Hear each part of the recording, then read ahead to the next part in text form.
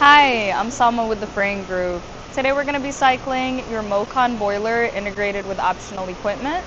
This machine is set at 480 volts, 3-phase, and we recommend reading the manual in its entirety before powering on this machine.